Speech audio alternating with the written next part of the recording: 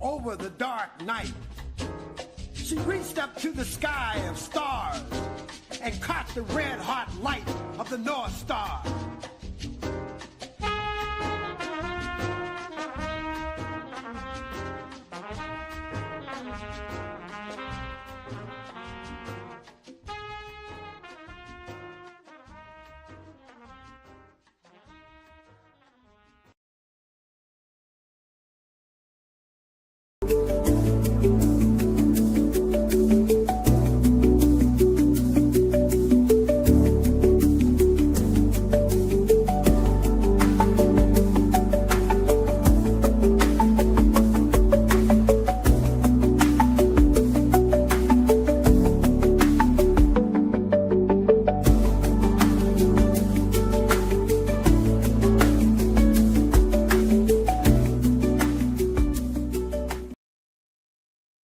Greetings as always, and welcome back. Russia hit Ukraine's capital with drones and missiles Sunday in the latest aerial attack on the country since the war began, killing at least 2 people and leaving smoke rising from the roof of a key government building. In spite of the fiasco in Alaska, is Russia ramping up the pressure? Let's connect some dots and find out.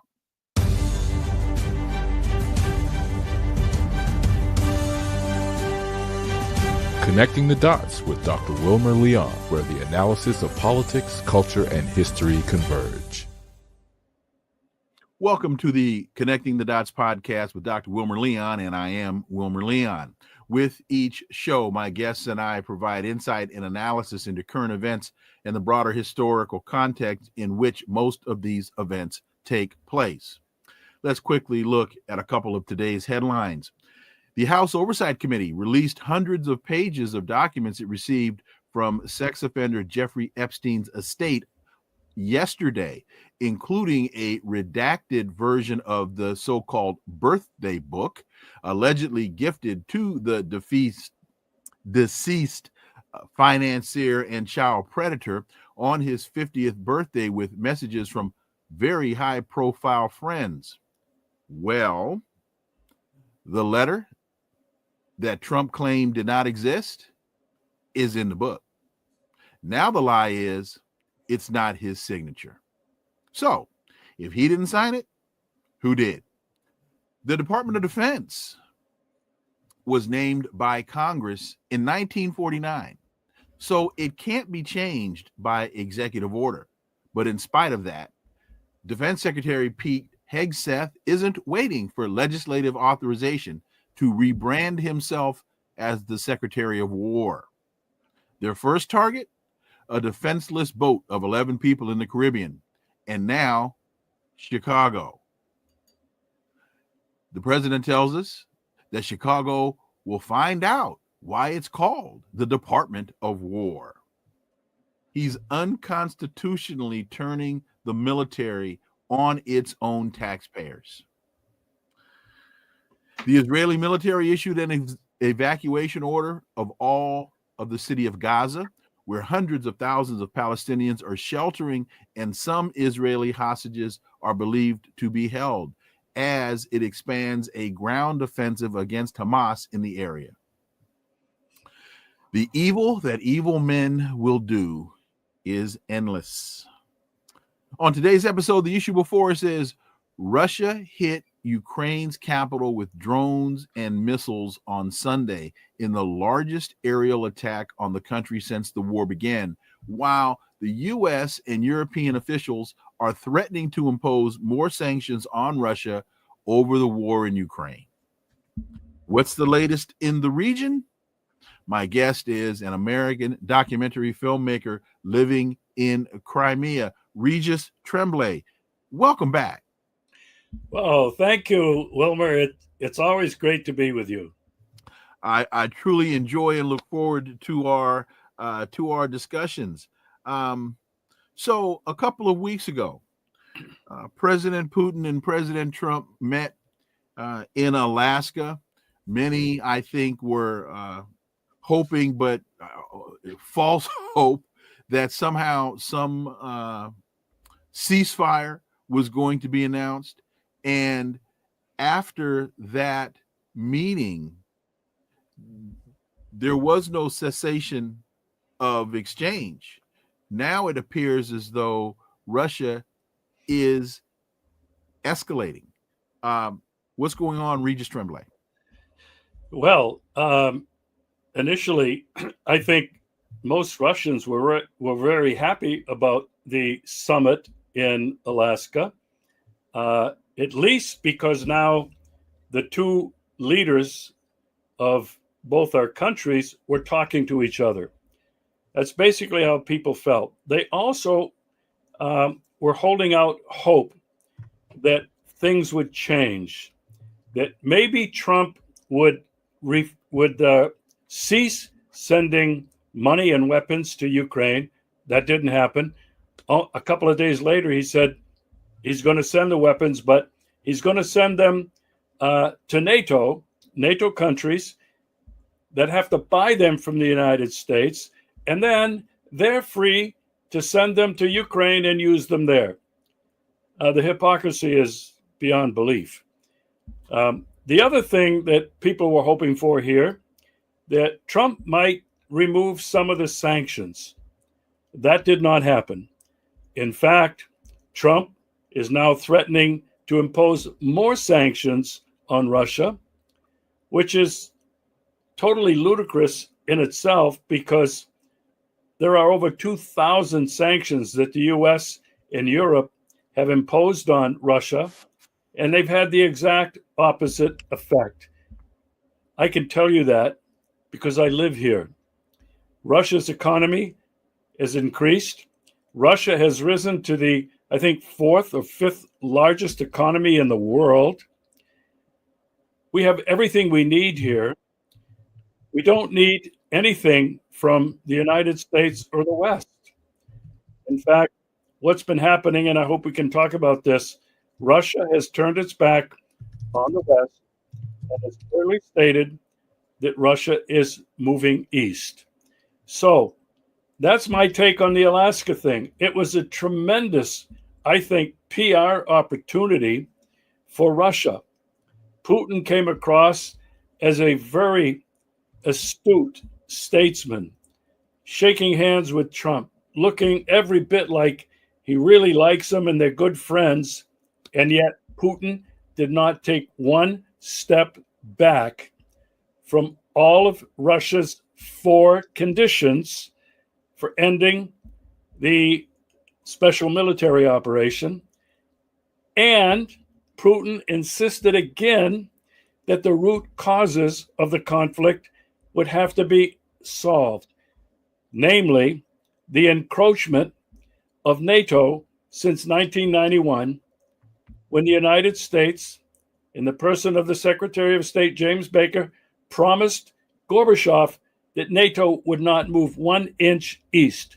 Since that time, NATO has gobbled up some 9 or 10 former Soviet countries and now is encircling Russia. And so, Wilmer, nothing has changed as far as Russia is concerned. I think Trump has figured that out, and now he's pretty worried because there are some other major geopolitical happenings that have got him even more concerned.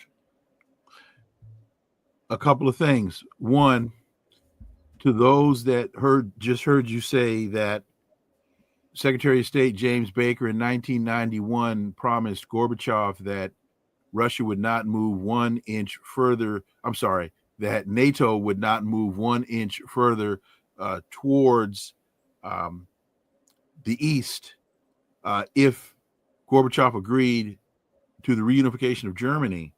Some listening would say, well, that was just a promise by Baker that it had no binding effect.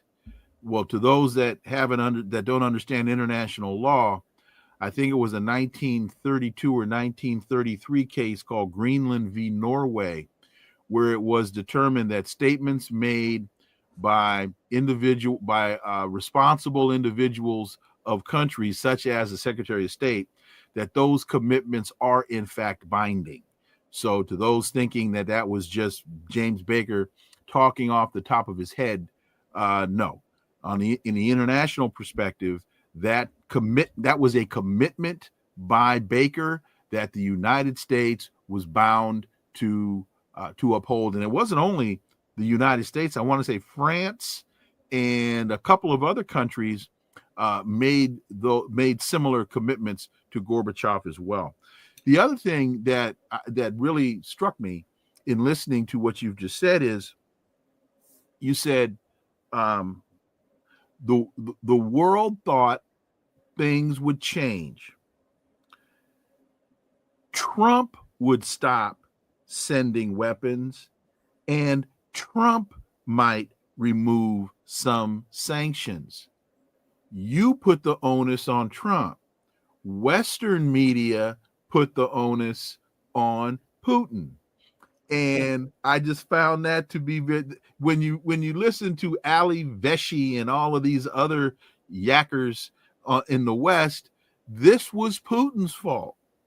But I think you very aptly captured this in the fact that Putin has been nothing but consistent. Regis. Well, you're absolutely right. It's Vladimir Putin, Sergei Lavrov, the Russian foreign minister, Maria Zakharova, the spokesperson for the foreign ministry, Dmitry Peskov, the spokesperson for Putin, have been saying ad nauseum what Russia's demands are, and there are only four. I'll repeat them now for our viewers. Please do. The first condition, goal of Russia with the special military operation is and has been the disarmament of Ukraine. Complete demilitarization. What that means is, in Russia's terms, in words, a Ukrainian army reduced to an absolute minimum with absolutely no foreign mercenaries or foreign representatives from countries like Canada, the United States, France, Germany, Great Britain, Poland, etc. That was the first condition. Wait a minute, let's unpack a little bit of each of these one at a time. Because to that point, I need people to understand Marco Rubio, the Secretary of State, has already made it very clear. This is a proxy war. It is the United States using Ukraine to attack Russia. We're not making that up. Marco Rubio, Lil Marco, said this himself. So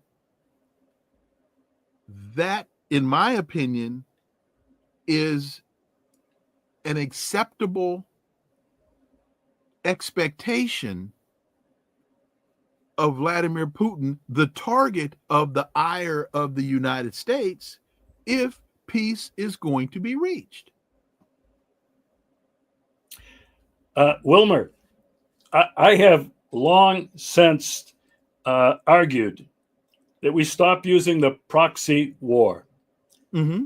It's clear to everybody, and Joe Biden and his administration publicly, categorically stated their goal, foreign policy goal, was a strategic defeat on Russia, to impose that on Russia.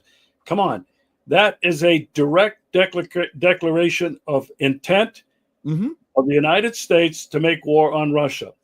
I have said since the very beginning, this has been a direct war of the United States using NATO and using the EU, including Brexit, the UK, in a direct war against Russia. Russia knows it. Russia isn't fooled by this. It's just taking place on the pitch or the soccer field or the stadium, if you wish, of Ukraine. It is, as it always has been, a direct attempt, not only of the United States, but we can go way back, and I'll just stop at the Crimean War, 1853 to 1856. That was the UK, Great Britain, and its allies that attempted to take down Russia in the Crimea. And they were so badly humiliated. The charge of the Light Brigade, where they were just eliminated, 400 or 500 of these British soldiers that rushed into this battle in Balaclava in Crimea, not far from where I am. And the UK has never forgotten the bitterness of that defeat. Ever since that time, you can go back to World War I. They hoped that Russia would be defeated. World War II, Hitler invaded Russia, attempting to break it up, to steal its resources. For the last 80 years, it has been the expressed goal of the United States, now the unipolar giant after the fall of the Soviet Union, throughout the Soviet era and into the Russian era, the goal of the United States has been to reduce Russia, break it up into small pieces, and specifically to get rid of one Vladimir Putin. I just want straight talk when we talk about what is really going on in Ukraine. It's exactly the same thing that's been going on for centuries. Point number 2. Well, point number 2 was the denazification of Ukraine. Mm-hmm. The Ukrainian government, and since the coup, initiated, planned, supported, and funded by the United States in the person of the Undersecretary of State Victoria Nuland and the ambassador to Ukraine, Jeffrey Pyatt, publicly on YouTube 2 weeks before the coup, talking about who was going to replace Poroshenko, who the United States was going to put in power. That is undeniable. It's a fact. Mm-hmm.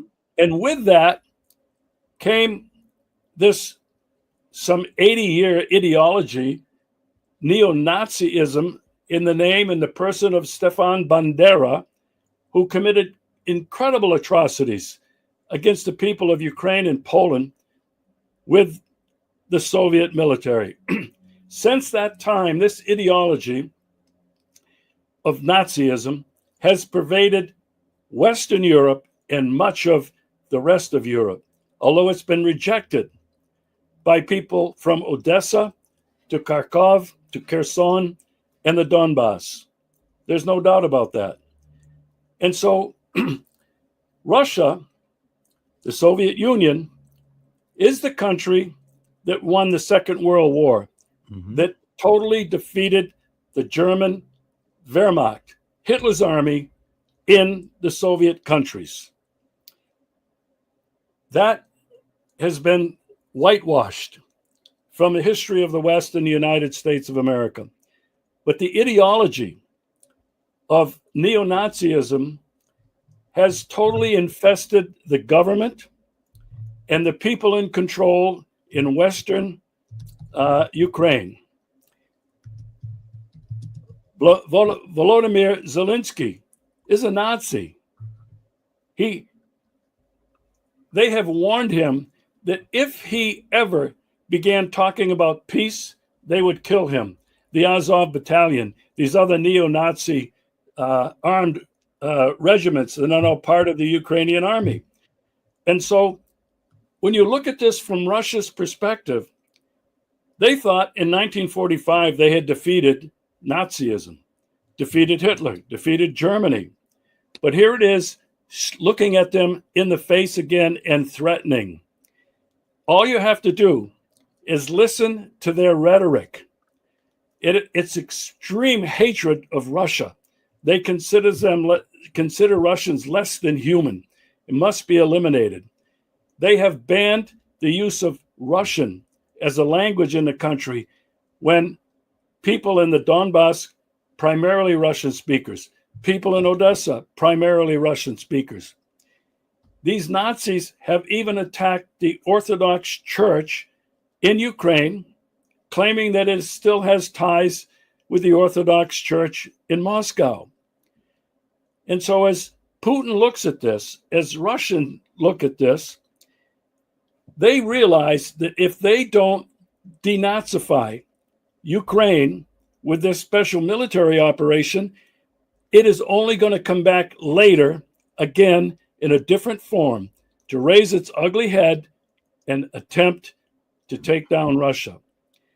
Now, one final thing on this point. What does denazification mean? Mm-hmm.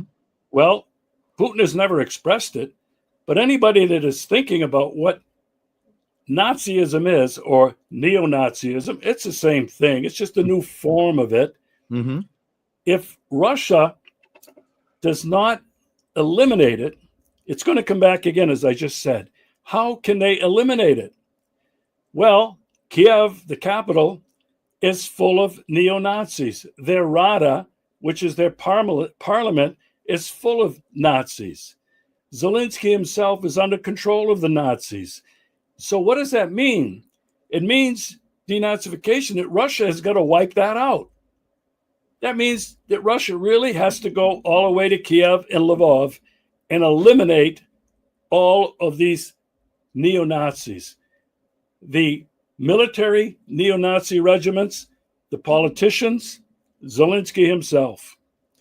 There's another part of denazification. When you think about it, it's been 80 years that this virus, this cancer, has been growing in Ukraine. 80 years. The children have been indoctrinated in summer camps and in schools. There are videos of children chanting, "Kill Russians, kill Russians." They put wooden guns in their hands and they train them to prepare to kill Russians. So what is it going to take to change that? Wilmer, this is a re-education process to change that ideology. It's going to take decades of education, of propaganda, of anything Russia can do to eliminate that virus. That, to me, is what denazification really implies in Russia's second goal to denazify Ukraine. That's a huge long-term project. On that second point, I just want to provide a little data. When you made the point that Russia won World War II, what a lot of people don't realize is Russia lost somewhere between 24 to 27 million people in World War II. The United States lost around 425,000. So first of all, just in looking at the numbers, and so people such as Sergei Lavrov and Vladimir Putin are old enough, still of the generation, to remember that atrocity.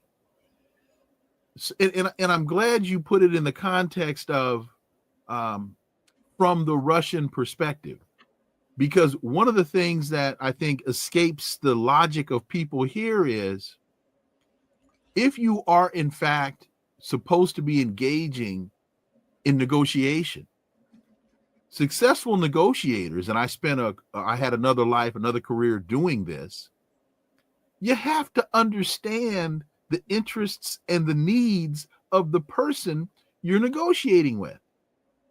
Unfortunately, the United States tactic is not negotiation, it's capitulation. You're going to agree to our demands, and before we sit down at the table, and then once you agree to our commands or our demands, then we can talk. So they have a different view of history. The war was fought on their soil. So I'm not putting this, what I'm saying, I'm not being judgmental. What I'm saying is these are facts that have to be taken into account when you engage in, if you're trying to be intellectually honest, when you engage in any analysis of this situation. Well, you're absolutely right. In terms of what the United States and the West, under the United States lead and command, has attempted to whitewash, to erase the real history of World War II. It's so bad that they stopped inviting Vladimir Putin to the annual Normandy celebrations.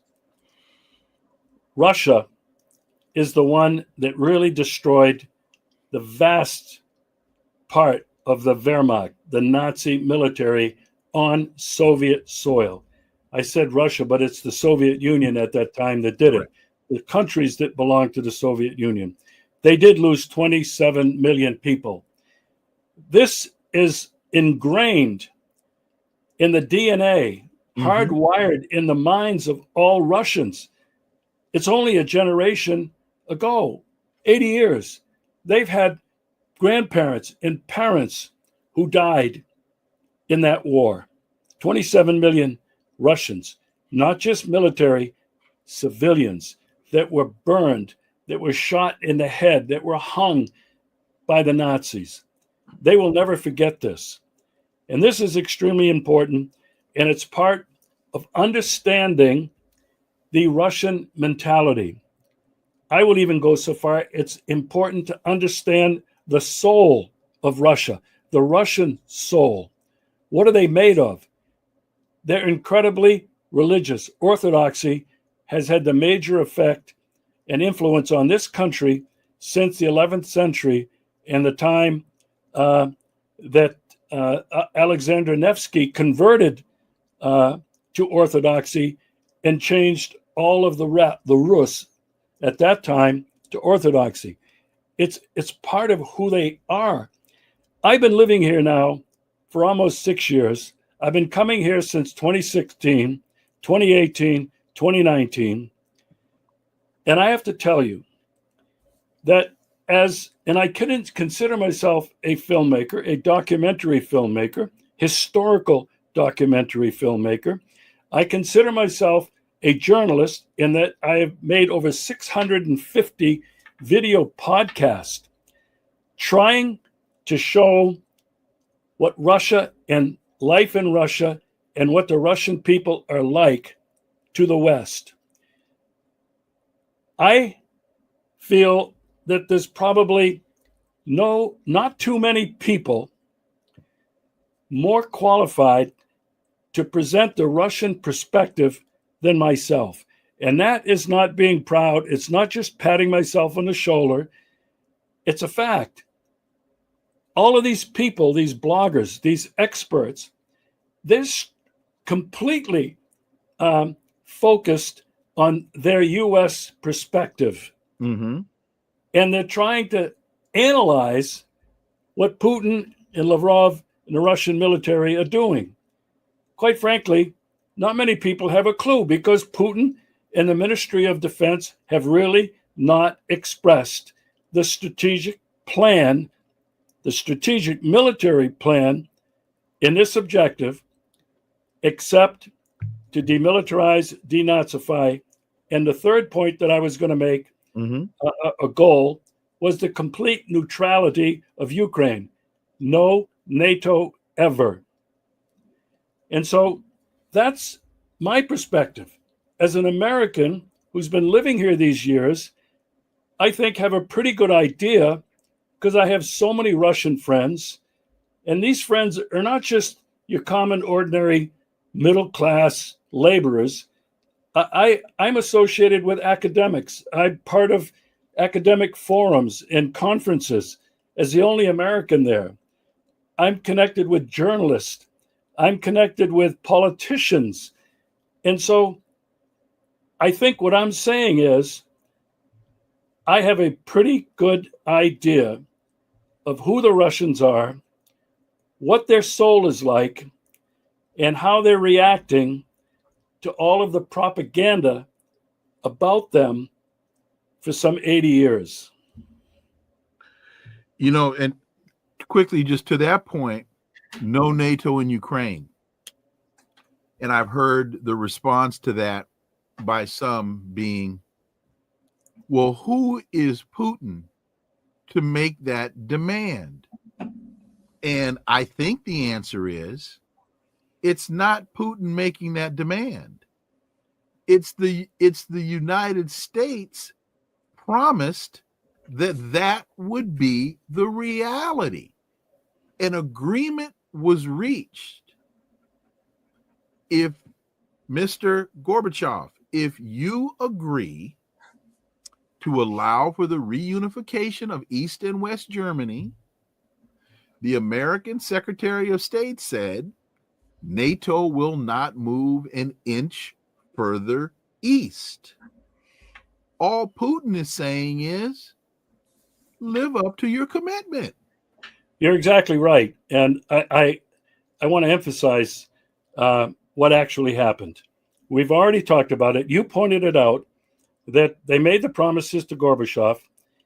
Gorbachev allowed the reunification of Germany, East and West Berlin. He dissolved the Warsaw Pact. There was no enemy anymore that existed coming from the Soviet Union. Now, this is the important point, Wilmer. Putin has also said repeatedly, nobody's paying much attention to it. Hardly anybody's reporting on it. Putin has said, in addition to the 3 goals of the special military operation, including the reality on the ground, Crimea, and the 4 other oblasts that have returned to Russia, constitutionally, legally part of Russia, that is not going to be discussed. But here's what Putin has been saying. He's been saying we have to go back and look at the root causes of the conflict. Yes. And we have to solve that. The root cause has been, as you and I have just been saying, the violation of the promise to Gorbachev that NATO would not move 1 inch east. Now, this is what Putin is saying. He's saying, in order to solve the root cause of the problem, is we've got to go back to the 1991 borders of Eastern Europe with the former Soviet Union and Russia. That means all of these years since Bill Clinton, started the advancement have got to be reversed. Oh my God, Wilmer, when you consider that and what that means, here's what's in Russia's mind, in Putin's mind. He's been saying it. Our national security and the security of Europe, the Eurasian security, has to be resolved. That means the security of all of Eastern and Western Europe and all of the Soviet Union in this part of Eurasia. This is what Russia is demanding. Nobody's talking about this, Wilmer. Putin is saying, in order to ensure our security, we have to go back to the 1991 agreement and the borders at that time. What do you make of it? I make of that the statement Putin wants to take over Europe.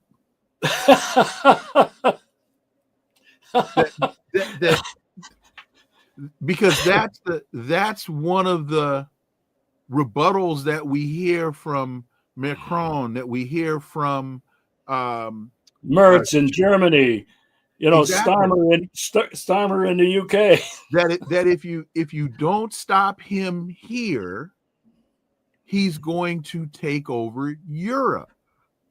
And so that's the only thing I can figure that's the only answer I can come up with. Yeah, I mean, and that's the propaganda, you see? Right. Painting modern day Russia for the last 25 years since the fall of the Soviet Union and the beginning of Vladimir Putin's administration, 25 years, except for 5 years when Medvedev was president and Putin had to leave, but he's been reelected ever since. That propaganda has been so pervasive that if you mention the word Russia or Putin, the people in America have been so brainwashed to with one brush repaint, re-identify the Soviet Union. I have to tell you, modern day Russia does not have any resemblance to the Soviet Union. It's no longer communist. It's Christian. It's no longer communist in the sense that communism, everything in common. Russia is a capitalist country with more controls on it, on capitalism, than in the United States and the West. And so, hence the thriving economy. Pardon me? Hence the thriving economy. Exactly. So Americans, Wilmer, I understand what it is. They have been so brainwashed for so many years that really smart people I thought who were friends of mine, critical thinkers, had traveled the world. As soon as you mention Russia or Vladimir Putin, they shut me down. And I tell you, I believe that's 99% of the people in the United States of America. 360 million people, what? A few 100,000, maybe a million are more pro-Russia or more understanding. And so this is an enormous problem that the people in the United States and across Europe are believing that Putin is like Joseph Stalin or like Brezhnev or like Khrushchev, who wanted to take the labor movement, the people's movement, and spread it to all the countries in the world. The domino theory during Vietnam War, that is no longer the case. Vladimir Putin, under his leadership, has rebuilt Russia, not the Soviet Union. If people listen to what he said, and they've misquoted him, he's hearkened back to some of the values that existed during the Soviet era. This dedication to the motherland, which is still obvious today, that people helped each other. There was a respect for the commons, parks, streets, cities, the subway. People had ownership of that. They took care of it. He said, you have to be insane to think that there can ever be a rebirth of the Soviet Union. People just have to listen to what he said and stop twisting his words. Putin has had his hands full. I can tell you this. I've been coming here for 9 years. I've seen tremendous progress in all areas of life here. Putin still has not finished the job of rising up all of this enormous country to middle-class standards, but he's done an incredible job. And so to say and imply that Putin wants to invade, the only thing they can say is, well, look what he did in Georgia, and look what he did in Chechnya. He invaded them. No, he didn't. He sent the military in to destroy terrorist activity and the undue influence of the United States and NATO in the Caucasus. And so they say, this is what he is. He's a war criminal. He's invaded other countries. He wants to do it everywhere. I have to tell people, I laughed when you said that, Wilmer, because Russia is desperately trying to survive as a country, as Russia, in spite of all the attacks, in spite of all the sanctions, in spite of all the soft power of the CIA, the State Department, USAID, all around Russia. I mean, from Poland all the way to the Caucasus. I've seen it myself. I've seen this insidious influence of the empire, using all sorts of soft power, including money and bribery, all to reduce Russia's influence in the area. And what has Russia done? It hasn't attacked any of these countries. It hasn't attempted to bribe them. Putin has been solely concerned on rebuilding Russia as a sovereign nation. He says it over and over again. Putin has been the leader, Wilmer, in establishing a new multipolar world, which Putin says it's already here. The unipolar world of the United States empire is over. And if you just look at what Russia has done in the leadership role of the BRICS and what Russia has done with China was very obvious last week at the Shanghai Cooperation Organization in China, 27 countries. Xi with Putin, with Modi, with Kim Jong-un from North Korea, and 25 other heads of state. This was an amazing demonstration, an amazing reality that the world no longer is unipolar, but is and has become multipolar. These countries now are rapidly trying to establish their own World Bank, their own IMF. They're also rapidly trading in their own currencies to not be subject to the American dollar and to sanctions. And so when people look at Putin, as Trump does, he's evil. He's trying to attack America. He's trying to get rid of the American dollar. And they say, no, we're not trying to get rid of the American dollar. We just don't want to be subject to your domination, power, threats, and control. That is who Russia is today. That is what Putin personifies, not to the United States and the West, but to the rest of the world, including Asia and the global South. I'm glad you used the word subjugation, because I had written that down before you said that, as you were talking about the countries that participated in the Shanghai Cooperation Organization. And I tell people the operative word there is cooperation. That you mentioned, for example, you mentioned Kim Jong-un, and some people listening to that will say, oh, he's insane, and he's a dictator. And well, in fact, hey, let me interrupt myself and say this. I need people to understand I am not pro-Russian. I am not anti-Russian. I'm an educator. By profession, I'm an educator. I see this program as an extension of my classroom. All I'm trying to do is tell you the truth,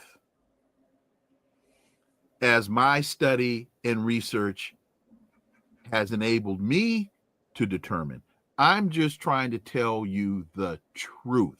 And as Malcolm said, if my telling you the truth makes you angry, don't get angry at me, get angry at the truth. So with that being said, so you mentioned, for example, Kim Jong-un. And people say, oh, he's got nuclear missiles. Well, yeah, because that's the only way he figured that he could keep people from trying to invade his country, was to become a nuclear power. That's why India has nukes, and that's why Pakistan has nukes. The same reason. And why Israel has nukes. And why Israel has nukes. But my point is this. See, people will say, well, you got people like Kim Jong. Look at this. He's not going anywhere. He's not going to disappear. So there are some realities that have to be addressed. So you can either spend your day fighting with the man and vilifying the man, or you can figure out a way to peacefully coexist, which is what I see the Shanghai Cooperation Organization being. And to a great degree, what has forced them into the positions that they have come to is the United States sanctions regime and regime change regime. They're saying, I'm not going to be subjected to subjugation by you. No, we got to figure out a way. I'm the leader of a country. I got to protect my country the way you got to protect your country. But I'm not going to be subjugated. That period, that epoch in history is over. Yeah. Regis. Well, I like a number of things you said. The basic principles of both the BRICS, of which Russia and China are foundational partners, and the SCO, has been the sacredness of the sovereignty of all countries, no matter how large or small. Mm-hmm. Another principle has been respect for the dignity and the difference in cultures, languages, and government forms. Mm-hmm. They're protecting all of that. They're not trying to change it, okay? And they have another basic principle. It's not conflict, it's negotiation. It's based on what are your needs, what are mine, how can we respect each other but work together for the benefit and the development of all nations. It's the Chinese win-win strategy. There you go. So these are the basic principles of this new multipolar, multi-civilization world that the BRICS and the SCO embody. And they're working rapidly to develop their own institutions that if the Western World Bank and the IMF and the United Nations don't change, they will develop their own institutions that will protect their needs, their national interests, and their sovereignty. Who cannot be in favor of that? Unfortunately, everybody in the United States and the West is brainwashed to think that, wow, America is the number one country in the world. We spread freedom and democracy. We're blessed by God. It's like, oh my God, if you're from any other country, to believe that, the American dream, as George Carlin said, you have to be asleep to believe it. Now, I want to say a couple of other things. I really like what you said about yourself not being pro or against Russia, and that you're an educator and you are trying to share the truth with your pupils, with your listeners. I have to say, as an American, born and raised there 80 years ago, I no longer recognize the country of my birth. I came to Russia in 2016 to find out for myself the truth about Russia. On 4 more trips to other parts of Russia, interacting with people from all demographic levels of society, I have come to know the Russian people, the Russian soul. I have come to understand who and what Putin is. I have read almost every single talk he's ever given, watched it. I have watched most of the annual press conferences that last 4.5 hours with journalists from all over the world. He does not speak from notes. He doesn't have a lawyer next to him or Lavrov or anybody, doesn't have something in his ear telling him what to say. This man is brilliant, but he's not respected by people in the West. And I will say this categorically. I am pro-Russian. Okay. I have now Russian permanent residency. I hope someday to have Russian citizenship and a passport. I will not denounce, nor do I have to, my American citizenship or passport. As a filmmaker, as a journalist, as a podcaster, my goal, like yours, Wilmer, is the truth. And I do it in my own little way without tens of thousands of views and thousands of subscribers. I try to tell the truth from my lived experience in this country. And it is 180 degrees opposite of the lies and propaganda that are coming from the United States and the West, and that includes the midget in Kiev. I think this can be boiled down to a very simple concept. imperialism versus anti-imperialism. China is anti-imperialist. Russia is anti-imperialist. And the United States is trying to continue to exist as an imperial hegemon. And they're simply saying no. The other element of this is in terms of the Western mindset. When someone is pro them, it gets interpreted as being anti-us. Why can't the SCO be pro-SCO and not have to be interpreted as anti-United States? And Wilmer, both the BRICS and the SCO and people like Putin and Xi and Modi of India and Lula in Brazil and all the rest of them, they categorically, emphatically state that we are not anti-America. Right. We want America to exist as a sovereign country, but please come to the table with us as one among equals. There you and go.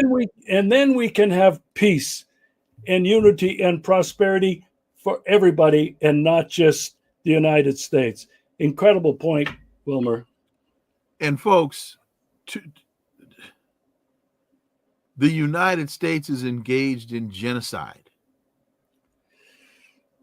in historic Palestine. It's backing genocide. And over the weekend, Donald Trump blew up a boat in the Caribbean, murdering 11 people. Murdering 11 people.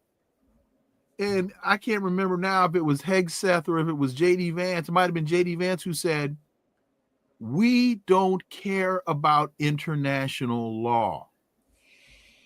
We're going to do what we're going to do.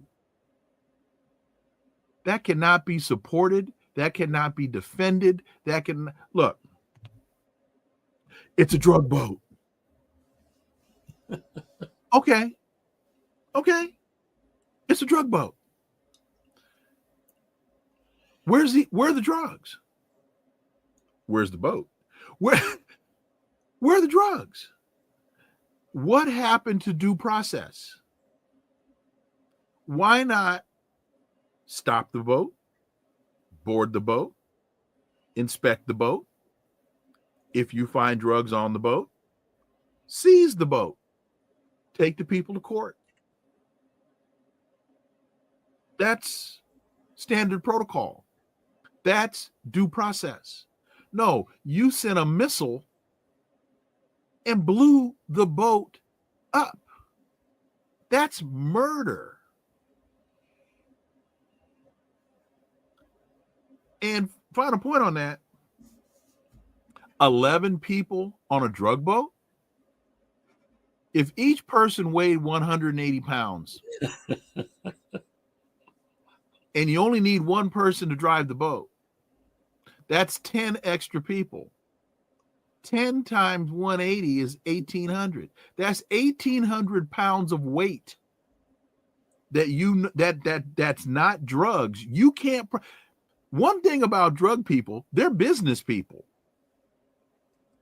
Good or bad, they're business people. That's 1,800 pounds of dead weight that's not drugs you can't profit from. That just does not make sense. So the United States is backing genocide. That's all in my mind, that's all I need to say. Wilmer, I want to follow up on that because my undergraduate degree was in United States history. Okay. I never learned anything about the real, true history of the United States. You mentioned that the United States was a partner in genocide. right now in Gaza and in Palestine, Iraq, the cradle of civilization, Tigris and Euphrates, where it all began. We blew the shit out of it twice. Genocide? That's America's DNA. And we're back in the head chopper in Syria. Okay? Go back to the 15th century, 1492, when the white Europeans came to this country, they immediately began a genocide of the Native American people. You fast forward a couple hundred years, what did they do? They brought slaves from Africa. They created slavery. Again, it was a theft of land, resources, and labor. Slavery was free labor for these bastards. And then when you look at manifest destiny, that doctrine was that the United States would keep going beyond California, west, then into the Pacific, Hawaii, and eventually Japan, South Korea, most of the southern Pacific islands like Philippines. Wilmer, to this very day, the United States has been doing the same thing in my entire life of 80 years.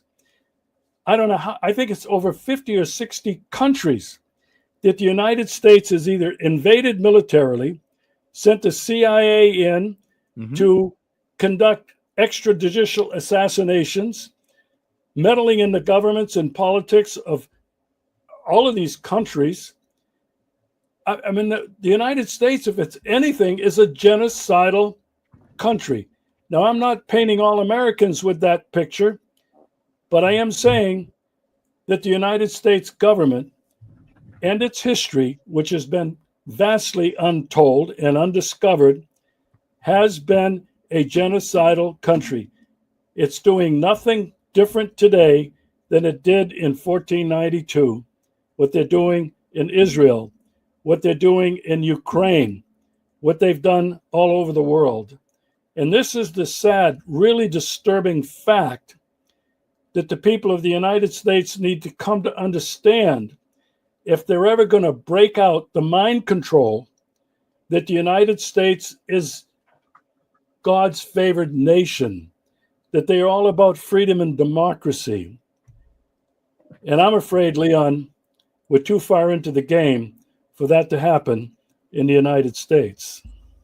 Well, to your point, Regis, I just reached over to my bookcase and pulled up Stephen Kinzer's Overthrow, and strongly suggest anybody that has not read this book, read this book. It is a chronology of the countries that the United States has gone into and overthrown. The title is Overthrow: America's Century of Regime Change from Hawaii to Iraq. Wow. And this is not a partisan analysis. This is a historic review of the machinations and the things that the United States has engaged in to overthrow governments. And some might read this and say, oh, okay, well, that's the United States. That's what the United States is supposed to do. And if that's your perspective, then fine. Then what you're telling me is might makes right.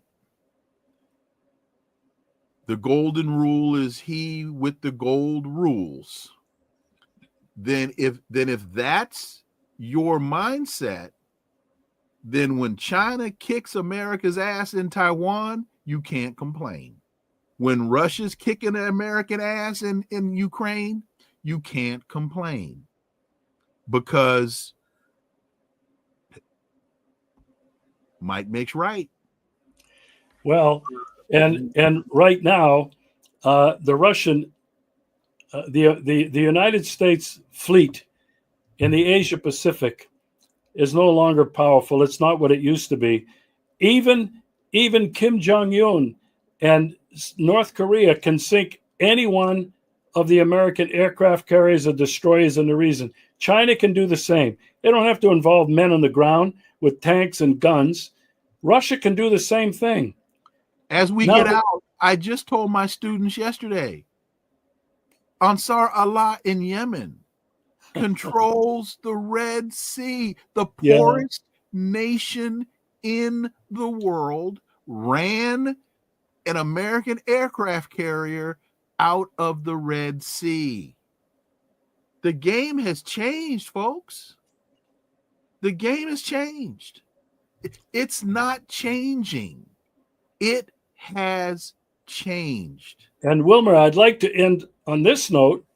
The thing about Russia and China, but especially Russia and President Putin, humanity deserves incredible praise and thanksgiving for Putin's patience and resilience in not escalating the escalating ladder when he's been provoked on all sides, even attacks within Russia, deep attacks on the Kremlin, Russia's nuclear arsenal, when that air base was bombed.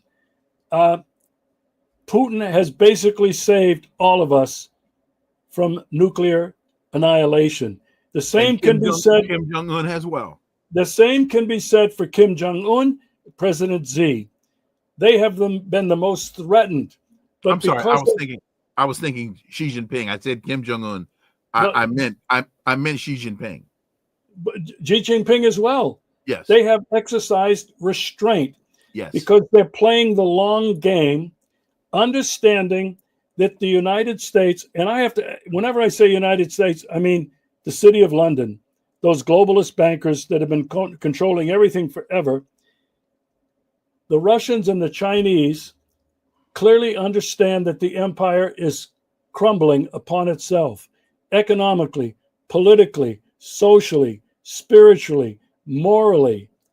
They see the collapse, and they're playing the long game, hoping that those, whoever they are, controlling things in the United States and Great Britain, in the West, realizing they've lost this epic battle for the new future order of the world, take us all down with them in a nuclear Armageddon. Are they that insane? Are they that evil? Yes. That's the question that's facing all of us today, looking at us right between the eyes. And as we get out, how do we know that the empire is crumbling? Because it is consuming itself. Donald Trump sent the United States military into the American city of Los Angeles. He sent the United States military into the American city of Washington, D.C., the nation's capital. He is sending American troops into an American city called Chicago and threatening Oakland. Folks, that is the end of the game. That's the end of the game. And we have the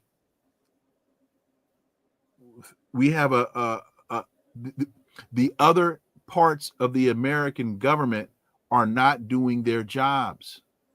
They're allowing this maniac to wreak his havoc and madness on the world.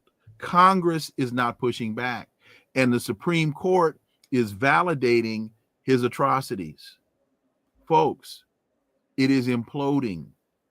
That's fact. Regis Tremblay, got to get out. Thank you so much, man. And to be you only look 79. So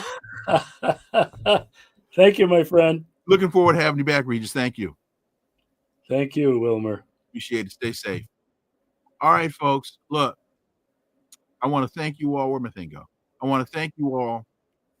Thank you, Regis Tremblay, for joining me today. Thank you all so much for listening to the Connecting the Dots podcast with me, Dr. Wilmer Leon. New episodes every week.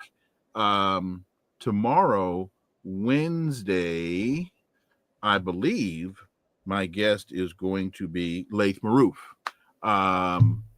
Please follow, subscribe, share the show. Follow us on social media. All the links are below in the show description. Remember, this is where the analysis of politics, culture, and history converge. Talk without analysis is just chatter, and we don't chatter here on Connecting the Dots.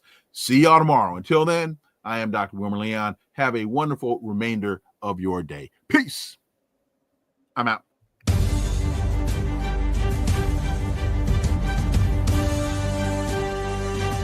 Connecting the Dots with Dr. Wilmer Leon, where the analysis of politics, culture, and history converge.